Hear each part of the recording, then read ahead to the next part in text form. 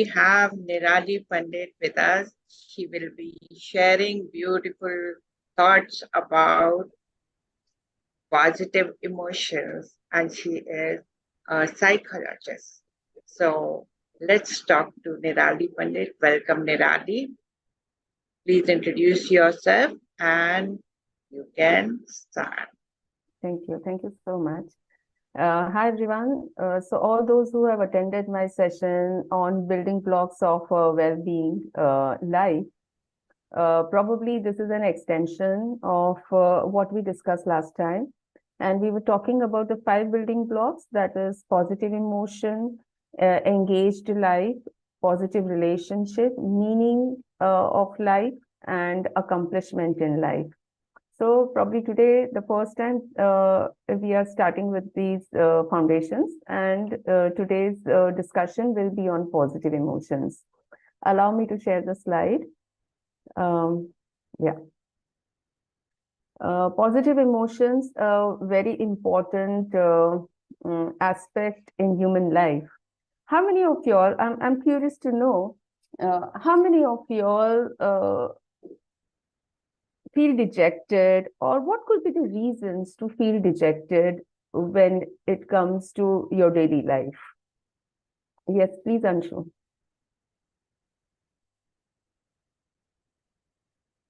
Yeah, Anshu, you are mute. You are on mute. You'll have to unmute and speak. What kind of dejections do you guys face? Anshu. Yeah. Is that an open question, ma'am? Yeah, what kind of dejections do you face? Like any dejection that you can think about, any negative emotion that you can think about while we are discussing this? Well, I guess when in a day you're on your path to do whatever you want to do, and then you get bombarded by a couple of things which are macro, which you have no control on. And so I think it's only human that, you have this idea that you will, I'm making this statement more in terms of hypothetical this thing. It's like somebody running at the speed of 20 intends to run a little faster, and all of a sudden, you get these bombardments happening the whole day and the speed comes down to 5. So it's not exactly how you set out to perform that day. So I would take it from a day-to-day perspective. So now you were looking at being at 25, you had expectations at being 25, the reality sets in at 5. So there is a huge gap. So I would say some take it as dejection, some helplessness. Helplessness at that point in time. That helplessness is from trying to figure out how to, work around getting back to where you were and accepting where you are. But then, those are moments you can't expect it all of a sudden to be at 5 and say, "Oh no, it's okay." Yeah, I totally agree. That's part of being human, I would say. Yeah. So I guess that. Yeah. Absolutely. So, anybody else? One is helplessness. What is the other negative emotion that generally, you can think of? Not generally, but you can think of right now that you experience. Anybody else?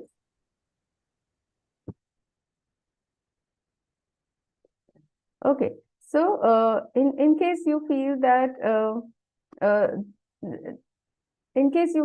this is the case, okay, we've only talked about helplessness, and we've only talked about basically starting the day with some kind of an expectation and your expectation not being met. Okay, most of us have certain goals in life. We want to start a day with a particular expectation, and these goals of life basically set the tone for the day. But then it doesn't happen the way we expect. Like what Harmit said, that, there is some unexpected hurdle and you feel dejected that why again? And there are some people who feel the negative experience of fear.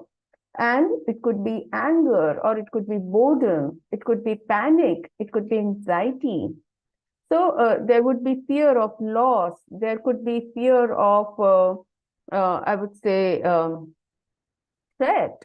There could be some kind of boredom where your life is not happening. There could be some kind of a panic situation where things are slipping out of your hand. You might be just getting up from in the middle of the night with some kind of a anxiety attack where you feel obsessed about something wrong that's happening in your life, and you're kind of overthinking about it. But that's not what your goal is. Your goal is to basically have a joyful life, a happy life, a hopeful life, a very optimistic life, a happening life, a life that exactly takes shape the way you expect it to shape. So these emotions kind of get overwhelming on you, and these emotions, they kind of set a tone for the day for you. And they are not matching with the goals of your life. So if your goals are different and if your emotions are different, then you don't get to the goals of your life. You have targets that you are after, things that you are after, but you don't get there. And you don't get new results with new actions. If you think with a lot of anxiety, if you think with a lot of helplessness, dejection, if you think with a lot of boredom, maybe fear, anger, the moment you think in that direction, your actions are going to be in the same direction. So you don't get new results with old actions. And what human being can do is amazing. What human being can do, has the capacity to do, is amazing. But what they will do might be disappointing. It's because not what I'm capable of, but it's just that because I don't have new actions, we get in certain emotional states that dominate us. And those emotional states dominate us, which have nothing to do with us or our inner capabilities. It's got everything to do with the outside situation, outside circumstances, like fear of failure, fear of loss, helplessness, boredom, panic, anxiety. So if you behave differently, you'll get different results. But how do you behave differently? The thing is that whatever emotional state we are in, our choices are impacted by the same emotional state. And those choices that are influenced by our emotional state end up end up making us take actions, or making us have a behavior that are totally aligned with our emotional state. So in case if our emotional state is, instead of having all the negative emotion, if we are functioning from the place of being courageous or bold or warm or maybe connected or playful, then obviously we are talking about a different state of mind. So most importantly, most important key to changing your life in any situation is to change results. And to change results is to change behavior. And to change the behavior, you have to change your emotional state of mind, the emotional state you are in. But the question is how? How do you get there? You don't feel that way, right? And it's very overwhelming. I mean, one can't say that, you just have to switch on and switch off. You just can't do it. It's very overwhelming, and you don't feel that warm, or you don't feel courageous, you don't feel bold, you don't feel playful at the moment, you don't feel connected at the moment. You're extremely disappointed. So all that you have to do is you have to change your state. Is not to try thinking that, what I'm not insisting is that you don't have to be toxic positive. You don't have to keep speaking the affirmation on the daily basis that, okay, I'm happy, I am great, I'm doing good, I'm happy. That's not the key. That's not the solution to change your state of mind. If you want to change your state of mind, there are two options that you can think about. Today, what we're going to discuss is there are two options. There are two ways in which you can think of changing your state of mind. Because like I said, that if you want to change your actions, if you want to change your behavior, you have to change the choices that you make in life. And these choices are directly impacted or aligned with your state of mind. So if you're in a happy state of mind, you will choose your actions in a very positive way. But if you are in a miserable state of mind, you will choose your actions or your behavior in quite a negative way. So here today, what I'm going to do is I'm going to offer two options. One is you work on your physiology. Other is that you work on your mind. Let's think about the first option. You change your physiology. What you need to do is you really need to make a radical change in the way you use what we call your physiology, your physical body. Have you guys ever thought about it? Have you guys ever experienced this change in physiology? Anyone who thinks that this has really helped? Okay. Whenever you're dejected, I'm very curious to know, whenever you're dejected or you're not your 100%, what is your posture like?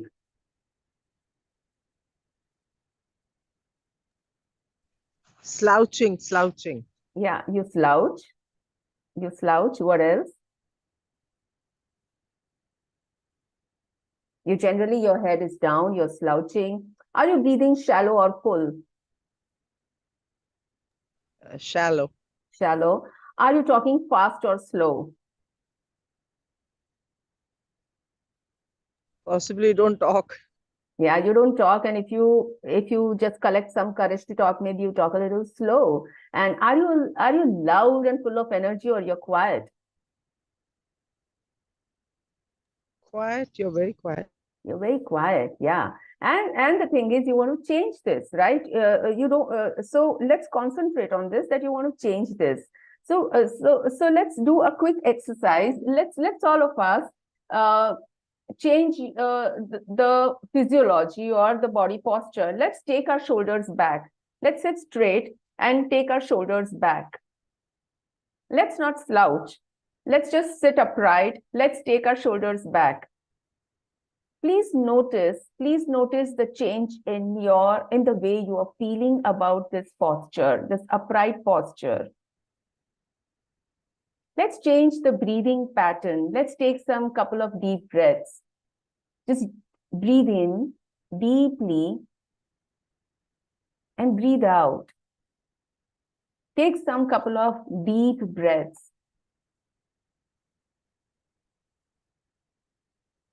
Make a faster gesture wherever you are sitting, wherever you're around. Just make a faster gesture. Just do something which is very active. Maybe you can just shake your hands. You can shuffle up, and you can just do something. Make a very fast gesture. And while you're doing it, I insist that you notice a change in how you're feeling. Maybe you could speak more firmly. You speak more loudly. You stand up in your place, put your hands on the waist, like a Wonder Woman or a Superman. Deep breathe.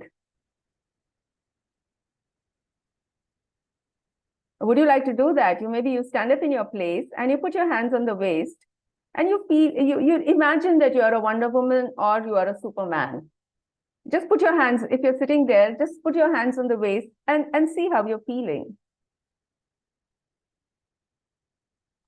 So my invitation to you is, if you have done all these things and if you are noticing the change, the way in which the way you're feeling, I insist that there is a change in your body language. There is a change in the way you feel. There is a change in your physiology. Science has found, there is an HBR report that says that science has found that when you change your physiology, when you change your body language, there will be an increase in testosterone by 20% in 2 minutes. You'll drop your cortisol by 22%. You'll increase your testosterone maybe by 20% in 2 minutes. You'll drop your cortisol by 22%. And you're 33% more likely to take action which you wouldn't have because of fear or because of dejection or because of helplessness that you would feel, and it would have stopped you. So research says that change in physiology produces more certainty in you, and that certainty gets you to take different actions. And how wonderful is that? How wonderful it is to feel more certain about your day.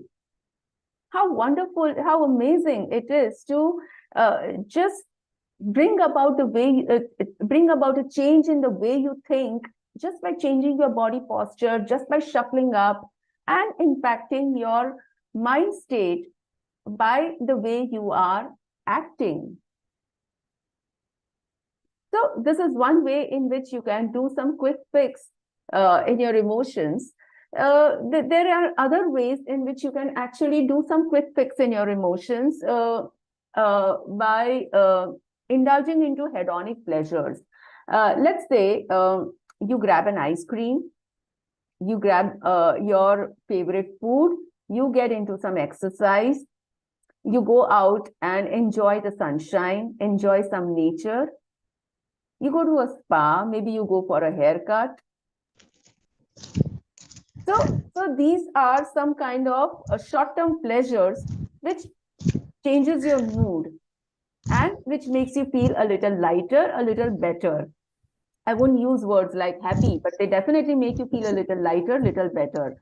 But these are all short-term, quick fix solutions of mood fixing. Any follow-up? I'd like to take a pause here and wait for some questions. Any follow-up before we go to the second option, which is more long-lasting? Any questions? Any follow-up? I think that it's been good so far. Okay. So thank you, Nirali. Yeah, most welcome. Thank you, Rajveer. If I have any questions, I'll ask you at the end of the session. Thank you. Sure thing. So then we move on to our second option, which we actually think about it as a very serious business. Positive emotions, happiness, which is one of the positive emotions. A second option, and my invitation to you is treat happiness as a very serious business. Don't take it lightly. Happiness is what we make.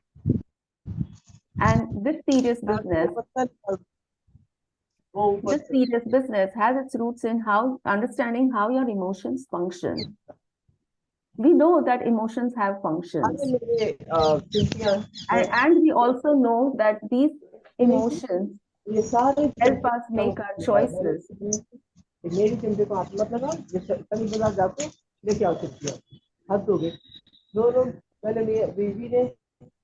I think Uma, who is can you please mute yourself, Uma?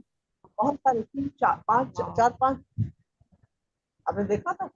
हाँ चिमटे तो ये ले गया था ना? नहीं ना, तो ये Yeah, thank you. So let's talk about emotions having functions.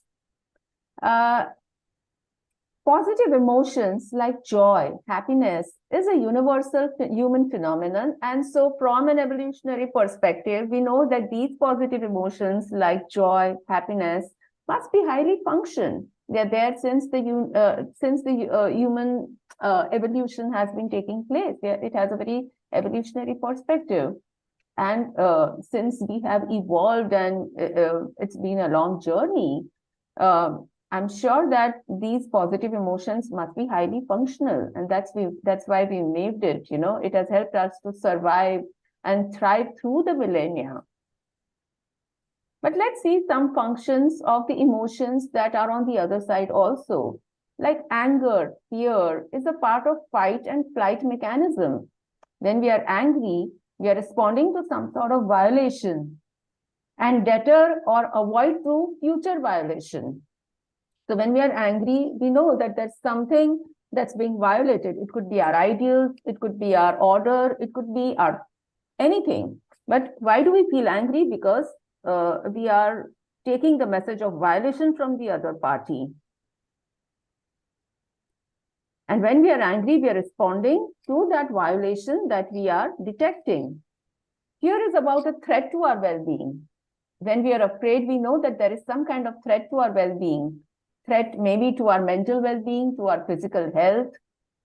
And it's functional for us to sometimes freeze or flee. or to hope that the predator, it could be an illness, it could be a person, it could be intentions of other people, that predator could be anything, but we hope that the predator does not notice us, or we run away, or we gather together to defend ourselves. So fear also has its own function that help us act in the world. And so we have functional responses to these emotions, and emotions are readying us to act in the world. Now, the thing is that apart from joy and happiness, there are other positive emotions also that help us to act in the world. The energy emotion, like enthusiasm.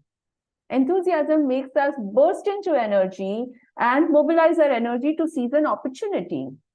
And there is this another emotion like interest, which is also a very positive emotion, and it helps us to focus. It is a focus energy emotion, and it helps us to commit to a task which is perhaps a little challenging, and it helps us to get medium-term results.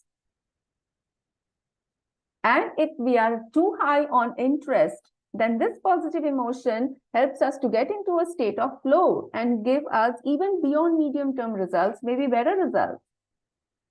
But then what about joy and happiness? What is their function? What do you think about this child? Yeah, I want to know what do you when you see this child, what do you think the child is doing? He's looking at a tree and he's laughing. He's laughing. Anything else that you That's- feel about the child? He's a happy child. That's the way joy should be. Okay, he's a happy child. Anybody else? Anybody else would like to read the emotions of the child? What do you think this child is? Does everybody think that this child is happy? Yeah. From the photograph, if I have to run my mind wild, he could be in pain also. Because we're seeing a side profile, so we really don't know whether he's kind of, clutching his face down because something has hurt him. He could be just about getting onto next potentially crying mode. So just by the fact that his mouth is open, the teeth are out, doesn't necessarily mean that he's smiling away. There could be a bunch of emotions out over there. Oh my This God. could be the smile before the crying happens. So I'm just being logical over just evaluating the photograph. Yeah, thank you. Yeah, the emotional mind would say that, yeah, hopefully, and from a point of view of perspective, I hope the kid is smiling and happy. But yes, if I take my emotions out and just use my logical mind, it could be any bunch of emotions over here. It could be any bunch of emotion. We cannot speculate, but then by what you're seeing in the picture, there's a grin on the face, and there are these laughing lines that you can see. And there is some sunshine on the face that's dropping, and you can see those bubbly cheeks. Let's lock that this child is happy. This child is smiling. Yeah. Do you know why this child is Aditya? Why is Aditya smiling? Why is Aditya laughing? Why is Aditya happy? You know why is Aditya happy? Aditya is happy because Aditya is with me. And what now the picture makes perfect sense. Absolutely. I so much agree with you. I so much agree with you that now the picture makes perfect sense. Why? Because what is it about happiness? What is its function? The thing is that Aditya is happy because there's something about happiness. Why is this picture making sense? Because there's something about happiness. And the thing is that happiness is a social function. It's a social emotion. So if I'm smiling, you'll smile. If I'm happy, you'll be happy while we are in the company of each other. And if I'm walking down the street smiling and laughing all by myself, then people are going to think that I'm a moron, and they're going to think that there's some problem with me. But if I'm doing the same thing in the company of others, then it's the most natural phenomenon in the world. The positive emotions like happiness, like joy, they help us to build relationships. My smile is literally a signal that you can approach me, and my scowl is asking you to stay away. And we build relationships through positive emotions. So, be it any positive emotion like joy, happiness, encouragement, trust, warmth, connectedness, playfulness, interest, all these positive What emotions. about laughter? Laughter can be joyful feeling, right? Laughter can be a joyful feeling, definitely. It's a positive emotion, and the major function of these positive emotions is that they help us to build relationships. So True. positive emotions are extremely useful to us because they have a social function. And now if we just peek into a professional life, if we peek into a work life, that is extremely useful in personal life, but it's equally useful in our work life.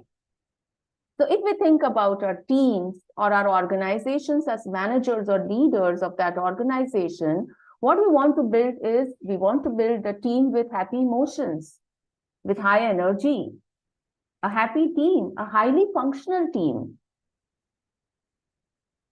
And these teams that are high on positive emotions, full of energy, fully functional, they are going to be the most creative, the most successful teams for you. Why?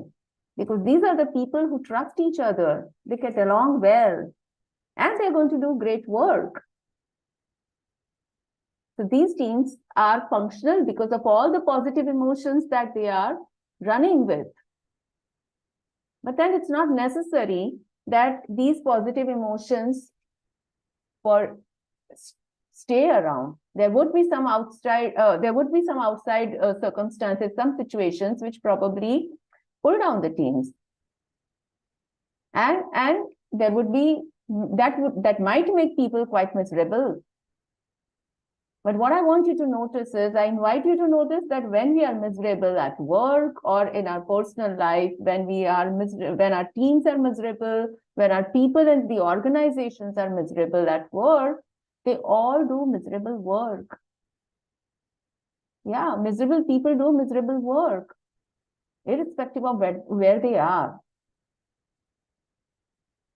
And then as leaders or as the lead members of the family or workplaces, what we try to do is we try to kind of, help them become a little okay, because we don't like them being miserable.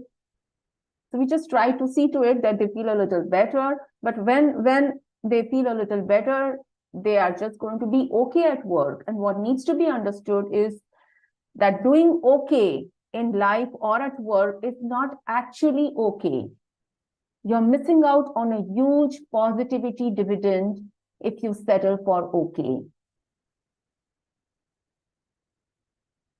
If your people around you, your leaders, your managers, your family members, if your people are okay, then there are no fires to put out. I agree. There are no fires to put out in their lives. There are no challenges to cater. There are no challenges to address. But there's no fire lit underneath also. And that little fire underneath is going to create a sweet challenge. And that achievable challenge, that sweet challenge, is going to make you work and tap into your potential and maybe reach your full potential, make you perform.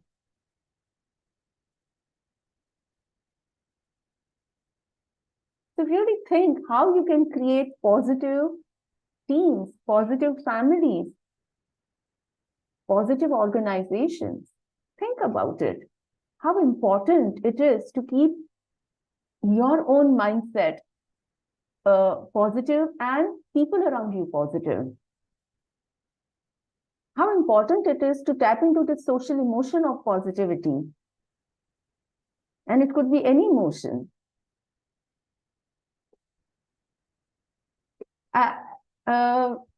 Just to insist on what we are talking about, maybe give it a little scientific angle. I'd like to draw your attention on one of the experiments. We social scientists, psychologists are very interested in doing experiments, and probably we do experiments on people and not on animals. Pure scientists, they do experiments on animals, but we do experiments on people. Okay, social scientists, psychologists, they do experiments on people. And there is this very interesting experiment, that is the candle experiment by Dunkirk. And this has been studied for quite a long time. Why? Because I think this experiment was done way back in 1940s, and it's very popular as Dunkirk candle experiment. What this experiment did was there were people in the room, and these people were divided into two parts, A and B. So one part was a non-manipulated team, and the other was a manipulated team. What I mean by manipulated is that the group which was manipulated was put into a good mood, was punched with positive emotions, like they already knew each other, they felt connected, they were made to listen to some good music, and they were allowed to dance, have good food, and whatever they did with zero judgment, and very trusting towards each other, and a lot of good mood was pumped into that manipulated group. And there was this other group which was not manipulated at all, and then both the groups were asked to light the candle in such a way that they would use only the matchbox, the stick, and the candle, and fix it on the wall, so that the wax of the candle, after being lit, doesn't fall on the ground. And of course, it did happen that creative people ended up doing the experiment very right. But who were these creative people? You'll be surprised to know that almost 13%, almost 75% of the people who were pumped with positive emotions were able to complete this experiment with the right solution in less than 10 minutes. Whereas only 13% of the people who were belonging to the non-manipulated group finished this experiment correctly in less than 10 minutes. So what I insist here is, my invitation is to bring that scientific angle of the importance of positive emotions in your life. And what I insist is, if you're pumped with positive emotions, all of a sudden, positive emotions pumps up creativity. And this creativity leads to innovation. And innovation leads to success. In this highly competitive world, innovation is the key to success. It's like a do or die situation. You either innovate or you die. But how do you get to be innovative unless you're not creative? How do you get creative unless you're not in the right state of mind, unless you're not having maximum time of the day with positive emotions? Any reflection, any question? Can I go, ma'am? Can I ask a question, or am I just asking too many questions? No, please. I'll be very happy. Because what I insist is that we kind of have developed a psychological pathway here, that positive emotions lead to creativity. Creativity leads to innovation, which is the key to a successful life. And of course, innovation leads to success in life. Yeah. I have let me put it, it's half question and half something else.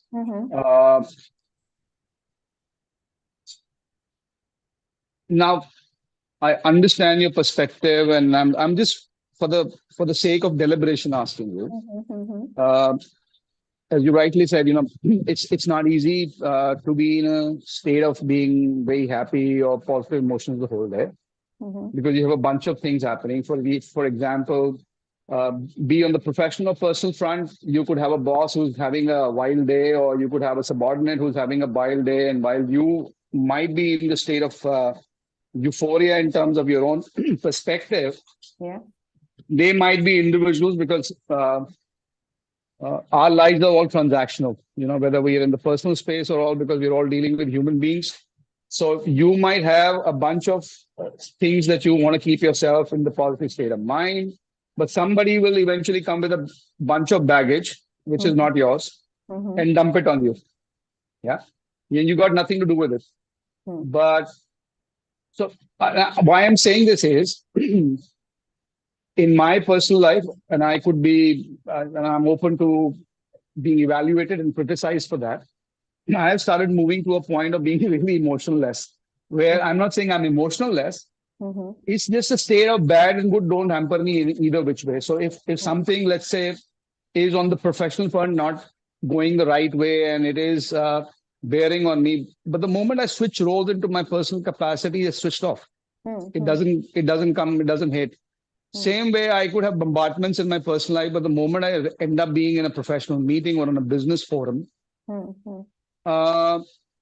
even if somebody knew that I had gone through hell on, let's say, hypothetically on the personal front, now all of a sudden, let's say in about half an hour, I'm sitting and I come on television and I go on a lot of speeches. But if I'm sitting somewhere, I'm totally a different person. It's switched off. There's nothing. Because for me, mentally, what I got to do is got to do. It's pure, non-negotiable, giving it your best on that given day. So, the emotions kind of, and I'm saying, I'm evaluating, even though, it kind of switches off. It's just gone. Yeah. I might go back to evaluating it that, once I'm off that arena, but, my capability to switch between different zones. So if because I work out a lot, even though I'm now in my late 40s. So what could ever have happened in my life the whole day? But the moment I'm in the gym, it actually propels me to put in about 200%. Irrespective the thing day was good, bad, ugly, it doesn't matter. It's switched off. So why I'm putting this off is in my personal life, I've seen, or maybe I've reached that level where I'm like, okay, it's got to be done. It's got to be done, irrespective of the state of mind. And I just switch it off. So Harmeet, what's that is my this thing. So while I fully endorse and I agree your point that the positivity needs to be there to keep you kind of moving. But then I'm just trying to benchmark myself. I'm saying, okay, I am by and large positive, but then the day I'm not, it doesn't make a difference because the moment I switch roles, I'm still gunning for achieving what needs to be done. That's my 2 bit, and it would be lovely to have your opinion on that. No, there's no opinion at all. I think we are on the same page. It's just that let me word it in a more organized way about, how much we are on the same page. So the first aspect that we talked about was making physiological changes, or peeking into some exercise or some sunshine or some hobbies, some good food, some mood lifting events, like watching television or something. So that's exactly what you're already doing. You're switching to a gym and, you're doing something so that there is a switch in mood and you're already probably addressing that bad mood, I would say, or positive emotion. Kudos to you for that. But then what I hear is that you see that there is a pattern where, it's being repeated, like you're somewhere looking at that as more like firefighting, that if something happening at home front, you focus on the work front, and if there's something happening on the work front, you focus on the home front, and you try to get some happiness from either of the places. Yeah, apart from no, ma'am. I'll just interject over. No, I'm not looking at. What I was saying is, it's not a switch over or a switch skill for me. I'm saying, let's say, so I'm again a hypothetical situation. Let's say at about 9 a.m, something goes wrong for me in the family, and I have to any which ways go to my work or my business, and let's say about 10:30. Now that's a normal day. So when I land up at work at 10:30, whatever might have happened an hour and a half back is already gone in my head because my arena has changed. So it's not that I am kind of running away from what happened at 9 o'clock. Yeah. I'm saying in the normal course of the day, not the normal course of my longevity of life or 1 month or 2 months. In the normal day, so So it's not that, something would go wrong at work or this thing, and then I'll say, okay, let me go to the gym and kind of, no, I'll still go to the gym at 6 in the morning. And so nothing kind of changes because for me, everything is pretty disciplined in terms of what needs to be done at what time. So if the gym needs to be done at 5:30 in the morning, irrespective of whatever happens, sunshine, moonshine, rain, typhoon, nothing, I'm going to be there at 5:30 in the gym. So, so I've actually, what I have realized is uh, the discipline of what you're carrying out in life, the way you're running about your whole day, helps you overcome a lot of the problems in life because that discipline and timing of what you're doing has become very distinct. So, if you got to eat at about 7:30 in the morning, 8 in the morning, then it happens. So there's a timetable to everything. Yes. So the moment the timetable clicks in, everything else is actually forgotten. Yes. So, if my kids are doing something or my wife is standing with a axe to kill me, it doesn't matter. I'll say, okay, 8 o'clock is my breakfast time. You can kill me while I'm having my breakfast. Because by this time, 8 o'clock, I'm really not bothered what you're saying because it's breakfast time. So I'm switched off. It doesn't impact. Maybe that's something as a personality, or maybe something that I've over the years said, okay, this is a wonderful way to live because I'm always in a state of, I'm not bothered. Whatever is happening. Yeah. Thank you, Harman. Thank you for your honesty and sharing this very amazing experience. What you're talking about is what we are going to talk about now. Okay, so you are already doing something very consciously or maybe subconsciously, because you said that I don't know, but I do it. So very subconsciously, what you're doing is you're tapping into your strength. Yeah. And my point is exactly that if you want to consciously have positive emotions and long-term positive emotions, then there have to be some factors that lead to positive emotions. Yeah. And subconsciously what you're doing is that you are already tapping into those factors that lead to positive emotions in your life. Think about how can you use these factors to bring about positive emotions in every aspect of your life. Yeah. So there are. So I was talking about hedonic positive emotions, and what I'm bringing or introducing to you today, right now, is eudaimonia. Eudaimonia is another term that actually brings in long-term positive emotions. And how do you get them? When you actually tap into your essence, your inner strengths, your inner mind, gold mine, where you start living your life based on virtues and strengths. So virtues and values are our drivers. And what Harmit talked about is he believes in the virtue of discipline. It is a discipline-driven life. What drives him in every aspect of his life is discipline, is a regulation, a regulated life. And for that, he taps into his certain strengths, or these strengths, basically, I insist, are nothing but they are positive emotions emitting characteristics. What he also mentioned was personality traits. Yeah, they are your personality traits, which basically give you a lot of positive emotions. Like if you are high on creativity and if you are driven by creativity, then even a small thing like painting, even a small thing like writing a poetry is going to pump some kind of positive emotions in your mind, and it's going to help you focus. It's going to help you get away from the dark aspects of the day or the morning.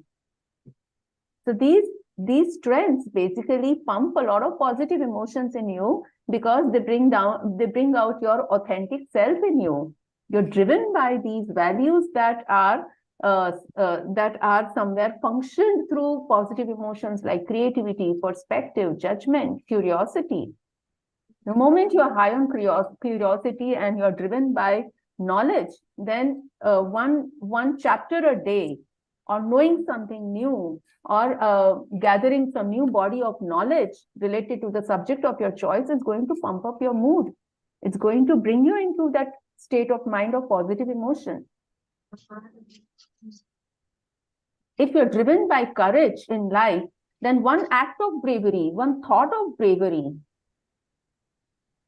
one thought or one word of honesty, something that you do in a very zestful way, where you are having a very unique experience which you've not done before, that is going to bring about a lot of positive emotions in you.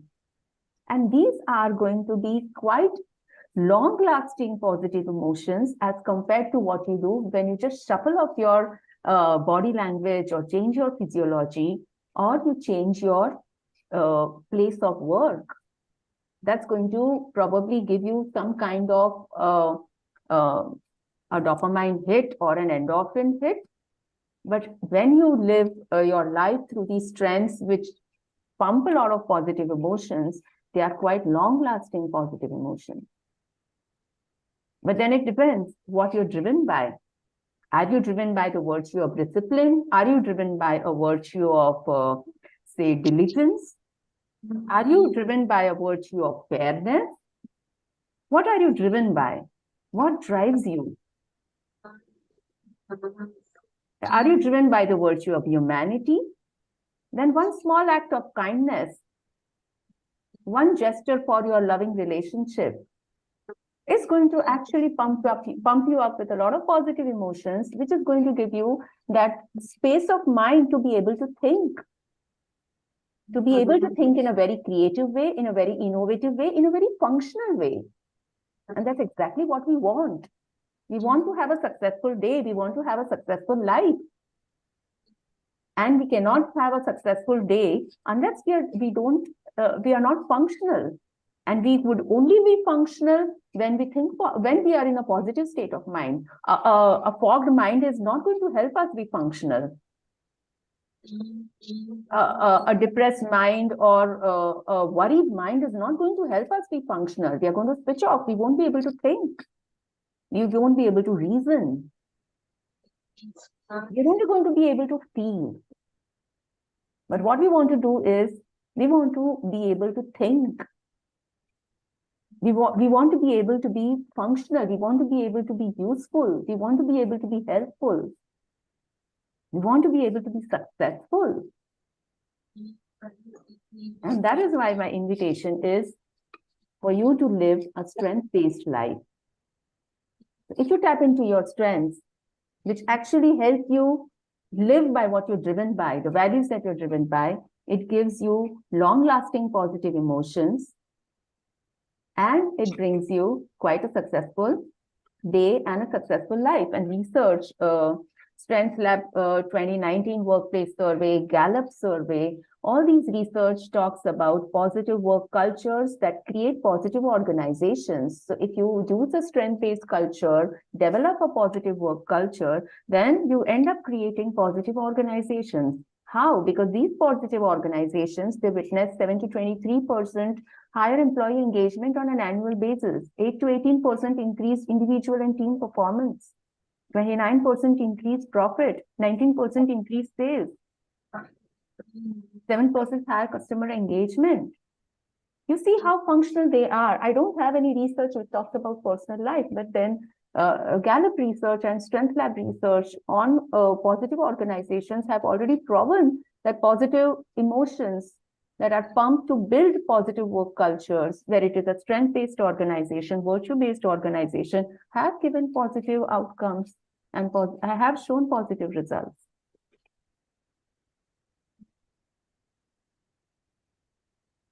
And how is this possible? This is possible when you consciously avoid being negative in your emotions. Like, micromanagement is terrible for positive emotions of people at work. So you do not micromanage. You let people use their strengths.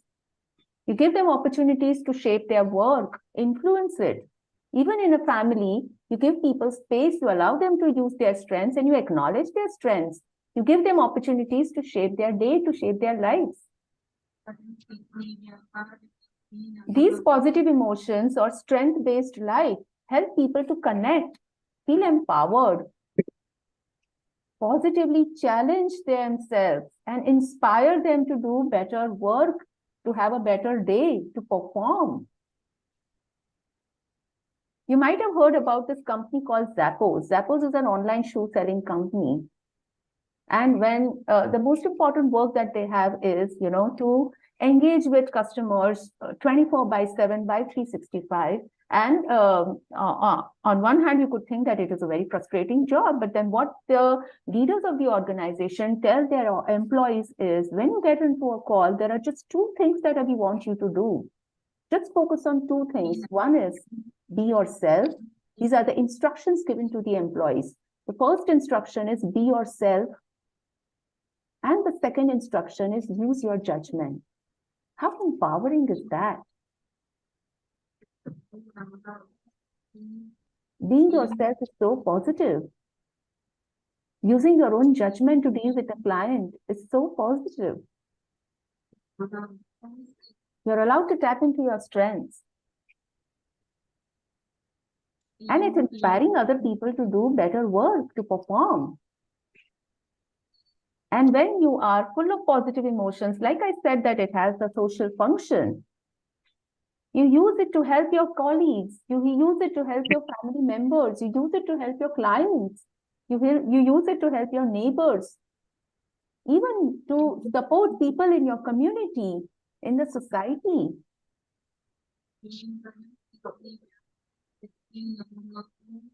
How amazing is that? So my persuasion to you today is that embrace the formula of changing physiology to power positions in terms of your body language. Consciously make changes in your environment so that you work upon boosting your mood and changing or shifting your mood from negative to positive, and consciously imbibe positive emotions in your downtime of life, both in personal and work life, by tapping into a strength-based life. And this way, your positive emotions are definitely going to give you a very happy and a very successful life. I hope this is helpful to you. Thank you so much. I'm now open for any questions. Yeah.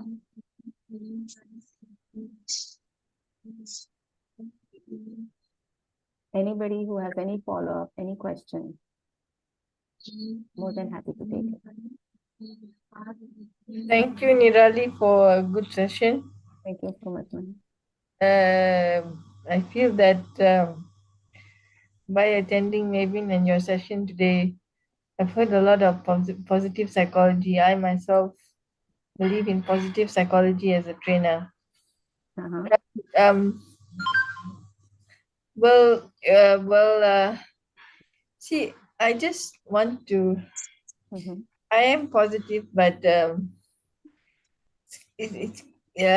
sometimes we have a lot of work or a lot of pain. How to get back the energy, like after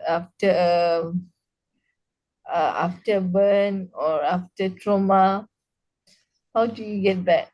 I'm very, very positive person, as all my clients, all my associates know.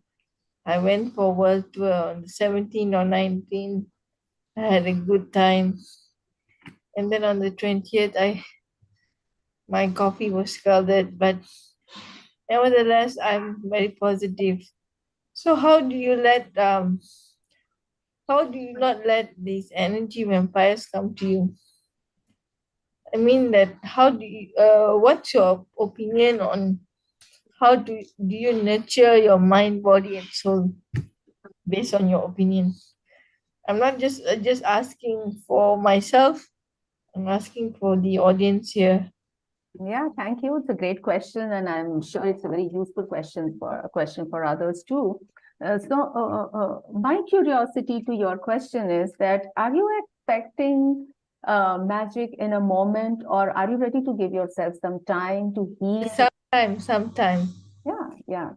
So while you're giving yourself some time, have you really consciously thought about tapping into your strengths or focusing on what really drives you, and only? Yes. Yes. Okay, what is your experience when you do things when you're driven by certain values and you put those values and See, strengths? I see as a laughter yoga practitioner and a trainer for Maven as well, and a finalist for Miss Amazing Malaysia. We always, in Miss Amazing or any other thing, I always they always experience positive energy. Mhm. So when I myself I do gratitude, I do laughter yoga, Mhm. and I be sometimes pain is the energy vampire. It drains you out. So that's why pain and sometimes the environment. But I believe in prayer. I believe in laughter. Mhm. I believe in joy. Yeah. So that's why. Yeah. Raghavin, thanks to bring up these strengths that you believe in. Looks like you believe in prayer. You believe in the power of prayer. So, And do I invite you to think in the direction of tapping into spirituality or tapping into this power of prayer to yes, replace your negative thoughts by initially neutral thoughts and then move on to possibilities. I wouldn't use the word positive emotions right away, but I would say possibilities. What is possible for you? Can you focus on possibilities? Rather possible than, yeah. possibilities is the one I've been focusing on expressing myself a lot because Hmm. Hmm. ever since I'm on my anxiety pill, Hmm. it's been allowing me to express myself more. Hmm. So and a lot of these platforms like Maven, Yeah. we've come up with a Yeah. new platform that at night we've come up with a new platform, Peace is Power. Absolutely. So yesterday I've got the chance after hosting my show, my personal show. Hmm. Nupurji asked me to host the show on Peace is Power. Hmm. The first time I was scared. Hmm. I heard about these first time I was scared. So but yesterday, 2, 3 times I've done it, and Hmm. I've been on it. So it like this it brings me positive energy. So Absolutely. being on these platforms allows me not I'm not doing it for the fun of it. I'm just doing it to empower myself. And when you empower others, you empower yourself as well. I so much applaud you for all the efforts that you're making, and you're just doing exactly what you need to do. You're making conscious choices and you're making all the efforts to remain away from whatever is not possible for you, whatever is not functional for you. Yeah, I so I'm much trying appreciate your efforts. Very good. sometimes, but you cannot run away from problems. Hmm, hmm, hmm, Cannot like I hmm, recently I had my coffee scalded in preschool. hmm, hmm, But my actions also hmm. I cannot control that. Yeah, There's yeah. copy from Hmm, hmm. stop being scalded. Yeah. So what I did is praying and finding peace. Hmm, hmm. Yeah, but then I like the point that you made, that what's not in our control is something that we have to just accept and move on, and we have to keep working on something that's in our control, what's there in our hands. So focusing on what's in your control and what's in your hands is actually going to help you to bring about the change that you want rather than focusing on the uncontrollables. Yeah, So that's if it's a bit difficult at times yeah, because yeah, yeah, it's challenging. sometimes I have uh, to work with sometimes I have to work with negative emotions, but I just move on. Yeah, yeah, and that's how it So is. and you know I believe that whatever pain that's going through, makes me stronger. So I believe that all these tips has helped us to nurture her heal from within, nurturing body, mind, and soul. Thank So you. and another one I would like to try is I got the recommendation yesterday is pranic healing. Yeah. I've tried trauma release that worked for me, Yeah. and not 100%, but 80% because nothing happens overnight. You don't heal overnight. Yeah. Yeah. Absolutely. Thank you so much, Rajan. Thank you for sharing this. And hope this question was useful to everyone here present here. So I totally I totally agree, and I also endorse one thing that please acknowledge. It's very important to acknowledge your negative state of mind or your negative emotion and label it. It's very important that you label it and you become aware of it so that you're able to deal with it. The moment you avoid it or you distract yourself from it, it is going to remain with you, if not at the conscious level, then at the subconscious level, and it's going to keep bothering you without your permission, without your awareness. So if you are experiencing something that's not very pleasant, please accept it, become aware of it, and label it. Labeling is very important. Unless you don't label it, how will you work to switch it from that negative aspect and decide to what positive aspect you want to change it to? So it's very important that you experience an emotion, you're able to label it, and then you decide your goal as to where you want to divert it, where you want to transform it, how you want to change it. It's very important. Right. So my persuasion is not to dwell in negative emotion. My persuasion is only to become aware of it and to be able to label it. Once you're able to label it, then probably your effort of focusing on the positive aspects or tapping into your strengths to combat it so that you're able to make your mind thoughtful and make it more functional is going to be the key to your success. Thanks, Rajun. It was an interesting question. There's one more question, Nirali. Yeah, I have a question. Now, if you go through grief or trauma or losing a very dear one, I mean, how can you spring back to being positive? Life suddenly closes on you. Yes, Uma, I totally agree. I mean, how do you handle that situation? Yeah. And even time sometimes doesn't take that pain away. Grief is one emotion that has been experienced across the globe in these last 2-3 years. Very, very apt question. And in order to process grief, you actually need to think whether you're able to process it on your own or do you need some help to be able to process that grief. I'm glad that you brought this up, and I insist that please do not avoid grief. Please do not snub it and pull it down the lane. Please do not shut it down. But should one seek help at that moment,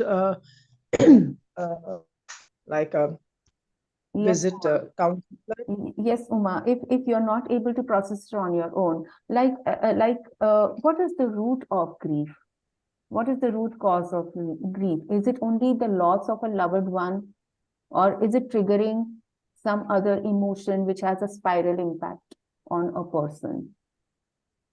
And this psychological pathway is one thing that probably I, as a suffering human being, will not be able to understand.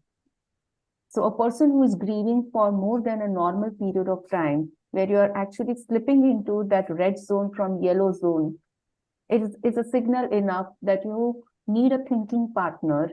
You need a person who can process this grief along with you or help you process this grief. grief is a very dark emotion. Please take it very seriously. That's my proposition for the time being. So you need professional help, and if you have not taken it at the time, then this thing happened, the trauma. Yes, yes. What do you?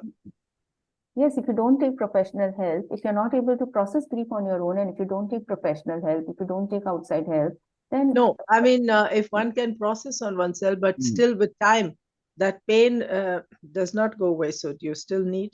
So if how much time do you want to give yourself? And if with time, if you've not been able to overcome the pain and to be able to have rational thinking around grief, then that is the right time to take professional help.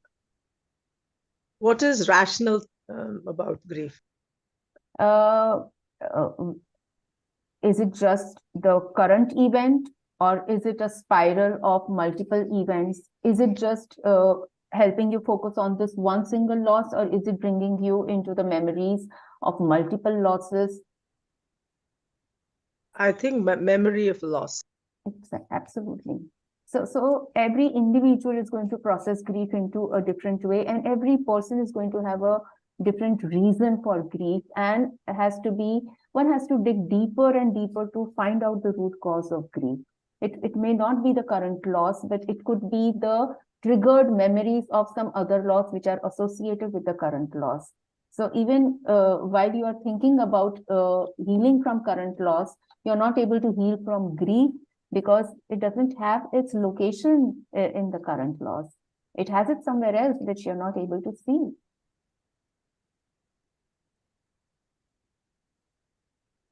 Anyone else who have any question?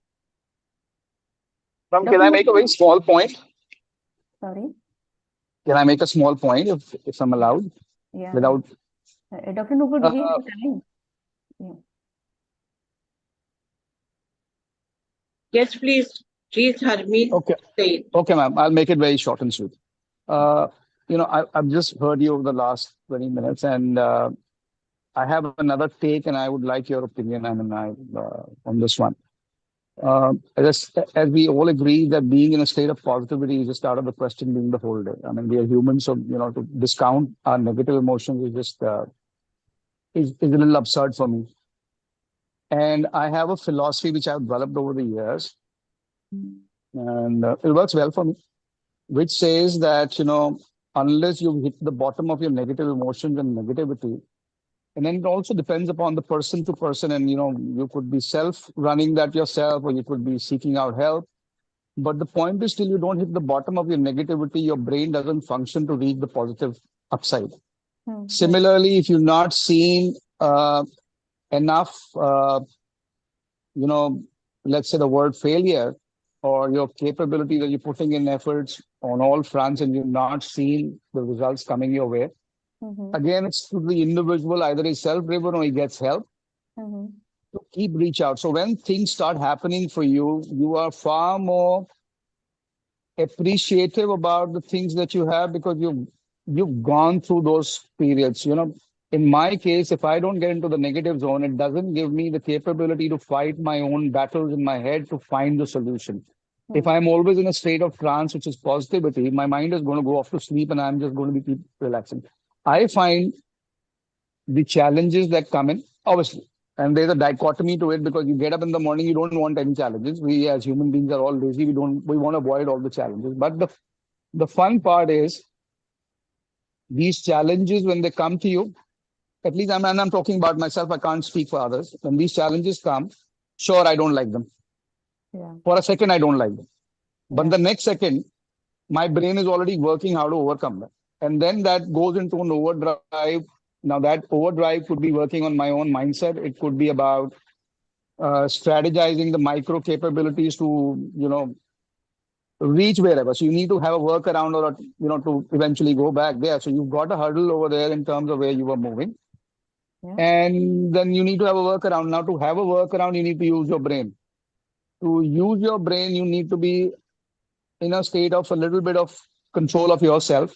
Now, sometimes, and when I'm not, and I know I'm not, I'm self-aware that I'm not in control, then I have to give a call to somebody and bother her and say, listen, get me back onto track. So she'll get me back on track. And then I'm back at zero, and then I'm starting to think again. And so somewhere the self-realization is very important, that the negativity needs to be taken as a springboard towards moving towards positivity. So, that's the journey. So, why I'm saying this is because I do hear a lot of people saying that, I'm in a state of negativity. And I'm contradicting that point. I'm saying that being in a state of negativity or having negative thoughts and emotion is perfectly fine. As long as you understand that you are, and you're working towards finding a solution. The solution can only be the solution can come on the table only when you're in the negative zone. If everything is hunky-dory from morning till evening, there is going to be no solution. I find that life is going to be actually no fun. Because the challenge of life is not only the fact that you're in the negative zone and you're fighting, because that fighting is upgrading your capability as a human being. Otherwise, and one of the ladies just asked a question about the grief and all. I have a very different view on that, because of my life. I lost my mom when I was just 10. I was a kid, and there was a point not many years back, very recently, when everything hit a hurdle for me. Everything was like nothing was working out, nothing at all. And I told myself, what is the one guarantee I have in life? And if I would normally talk to a human being and give that answer, the person is a very negative guy. So I said, the biggest guarantee that I have in life, which is one thing, is this guarantee is death. And what is the one commonality between all of us is death. There's no commonality between any of us, because we don't know we will breathe in oxygen tomorrow. I will breathe for more. Somebody will breathe for less. But the guarantee of going away is a guarantee. Now, when I told that to myself, rather than actually getting into a negative state of mind, I said, wow, okay. Now, I don't have any fear of going. And then I looked at my family members and friends, I said, okay, that's the commonality between them. They're all going to go. Yeah, they're all going to go. Yeah. So I might as well live by that thing and accept that they are going to go today. Yeah. So what happens is it is already an autoimmune system I put in, that the day that happens, I know it's going to happen. I'm ready for it. That particular day, my emotions will come out because I'm human, but I'm not going to get into an elongated state of grief, because that's an accepted fact of norm of life. To run away from that is going to put yourself in a tunnel of grief, which you will not be able to come, because you're not accepting the reality of life. That's the hardcore reality and the most pertinent truth about life. I think that's the only truth about life. There is no other truth about life. Everything is a paradigm that you need to find. Yeah. So, I mean, that's my 2 bit. I don't know. I thought I'd just put it out on the forum, if it makes sense. Thank you. Thank you so much, Harmit. This was totally apt and very beautifully said, that challenges are very important, but then please don't allow them to make your life unfunctional, and label the challenges and see how you want to channelize these challenges, so that, you tap into your strengths and virtue-driven life and make your life meaningful. So yeah, importance of challenges is there. I totally agree. Quickly, can we please have a full house pick? Can we please have our videos on, so that we can just take one pick of full house and then we can disperse? Neelamji, Anshu, Anandita, Kailash, Mamina. Can we just quickly have a pick of a full house?